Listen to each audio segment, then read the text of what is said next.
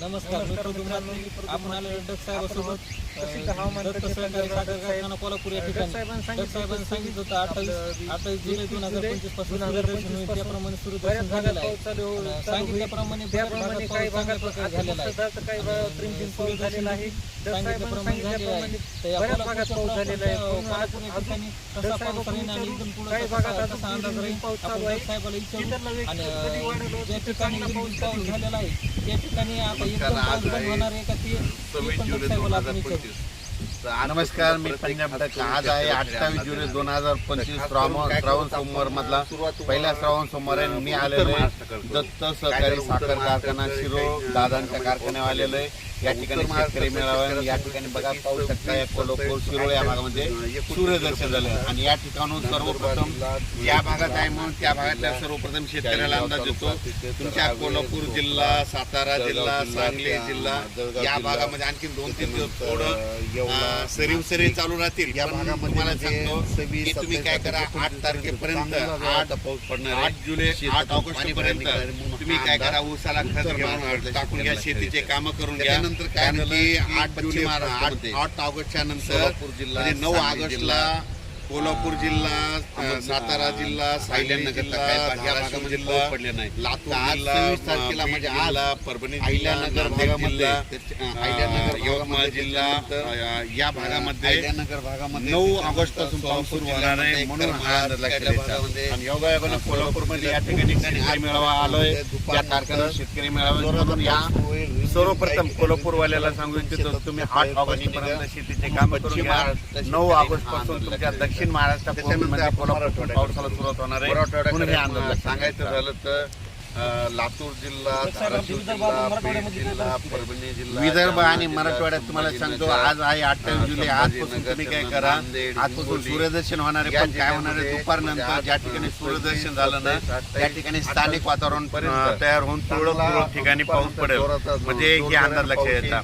पण तुम्हाला एक सांगतो की विदर्भ, मराठवाड्यातल्या शेतकऱ्यांनी काय करायचं, पूर्व विदर्भ, पश्चिम विदर्भ तुम्ही काय करा, शेतीचे कामं 8 ऑगस्ट पर्यंत शेतीचे कामे करून घ्या, फवारण्या करून घ्या. सोयाबीनला देखील फवारण्या करा, कापसाला देखील खत घालून घ्या. त्याच्यानंतर ज्या ठिकाणी सोयाबीन मध्ये पाणी साचलं तिथं सुपर फॉस्फेट टाका, कारण की तिथलं पाणी आटून जातं.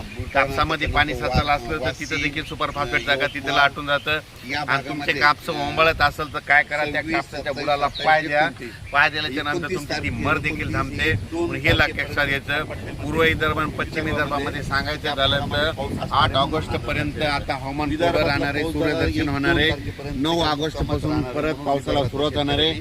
आणि विदर्भामध्ये पूर्व आणि पश्चिम विदर्भामध्ये 10, 11, 12, 10 ऑगस्ट ते 14 ऑगस्ट दरम्यान पश्चिम विदर्भ आणि पूर्व विदर्भामध्ये पाऊस सुरू होणार आहे म्हणून हा पश्चिम विदर्भ. मराठवाड्यामध्ये सांगायचं झालं तर परभणी जिल्हा, लातूर जिल्हा, बीड जिल्हा, धाराशिव जिल्हा, नांदेड जिल्हा, हिंगोली जिल्हा या भागामध्ये 9 ऑगस्टला वरुण राजाचं आगमन होणार आहे म्हणून तुम्ही काय करा, 8 ऑगस्ट पर्यंत शेतीची कामे करून घ्या.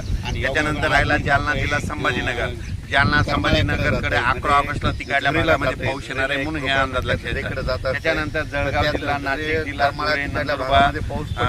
नगर भागामध्ये, नंतर पुणे या भागामध्ये 11 ऑगस्ट पासून ते 16 ऑगस्टच्या दरम्यान तिकडे परत पाऊस येणार आहे म्हणून हा अंदाज लक्षात येतात. म्हणजे सांगायचं झालं तर 9 ऑगस्टला सुरुवात होणार आहे. मी आता योगायोगाने कोल्हापूरला 9 ऑगस्टला सुरुवात होणार आहे. कोल्हापूर, सातारा, सांगली, सोलापूर जिल्हा, धाराशिव जिल्हा, लातूर जिल्हा, नांदेड जिल्हा, हिंगोली जिल्हा, यवतमाळ जिल्हा, परभणी जिल्हा, बीड जिल्हा या भागामध्ये 9 ऑगस्ट पासून पावसाला सुरुवात होणार आहे म्हणून तुम्ही काय करा, 8 ऑगस्ट पर्यंत शेतीचे कामे करून घ्या. पण दुपारनंतर आणखी जोराचा पाऊस पडणार आहे म्हणून अहिल्यानगर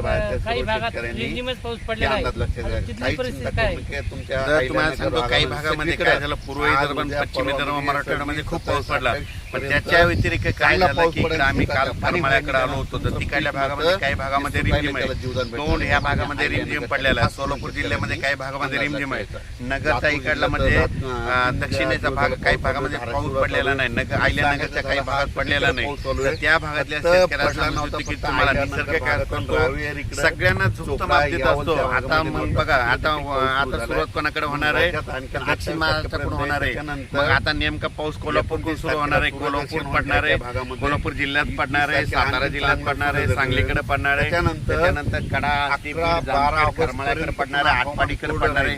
आटपाडी एक पाऊस नसतो. तर आता आटपाडीच्या शेतकऱ्यांसाठी, आटपाडी तालुक्याच्या शेतकऱ्यांसाठी आनंदाची बातमी तुमच्या देखील की 9 ऑगस्ट नंतर तुम्हाला चांगला पाऊस सुरू होणार आहे, म्हणून हा अंदाज लक्षात येतो. आणि राज्यात उर्वरित भागात जिथं पाऊस नाही पडलं ना तिथं आता हे म्हणजे 9 ऑगस्ट ते 16 ऑगस्टच्या दरम्यान तुमच्या भागामध्ये पाऊस पडून जाईल. पण तुम्ही काय करा, तोपर्यंत 8 ऑगस्ट पर्यंत शेतीचे कामे करून घ्या, कारण की राज्यामध्ये आणखी 10-12 दिवस तुम्हाला शेतीचे कामे करण्यासाठी वेळ भरपूर आहे. अंदाज लक्षात घ्यायचा.